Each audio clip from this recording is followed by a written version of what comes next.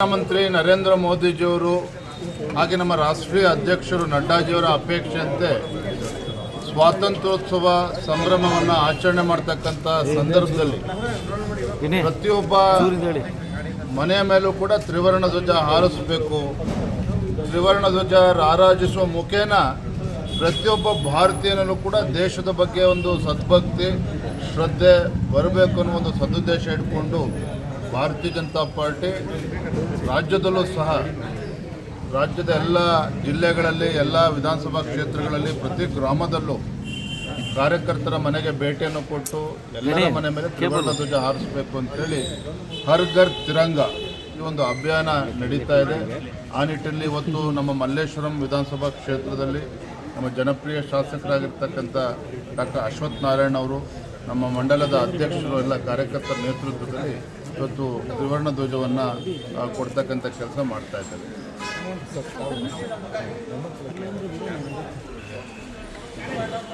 ಮುಂದಿನ ಭಾನುವಾರ 17ನೇ ತಾರೀಕು ಎಲ್ಲ ನಮ್ಮ ಪಕ್ಷದ ಎಲ್ಲ ಹಿರಿಯ ಶಾಸಕರುಗಳು ವಿಧಾನ ಪರಿಷತ್ ಸದಸ್ಯರು ಎಲ್ಲರ ನೇತೃತ್ವದಲ್ಲಿ ಧರ್ಮಸ್ಥಳಕ್ಕೆ ನಾವು ಭೇಟಿಯನ್ನು ನೀಡ್ತಾ ಇದ್ದೇವೆ.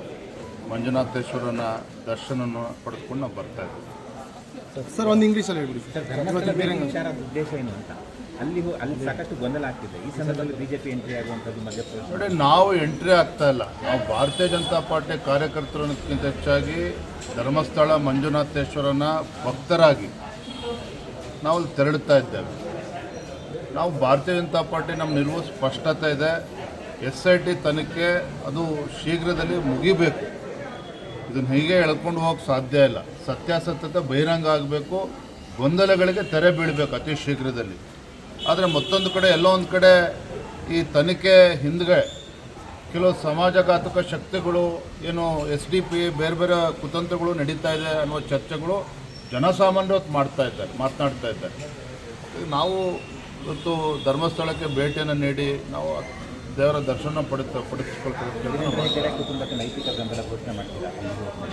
ನಾವು ಧರ್ಮಸ್ಥಳಕ್ಕೆ ಭೇಟಿಯನ್ನು ಕೊಟ್ಟು ಮಂಜುನಾಥೇಶ್ವರನ ಅಣ್ಣಪ್ಪ ಸ್ವಾಮಿ ದರ್ಶನ ಪಡೆದುಕೊಳ್ಳೋಕೆ ನಾವು ಎಲ್ಲರೂ ಕೂಡ ಹೋಗ್ತಾ ಇದ್ದೀವಿ. Thank you.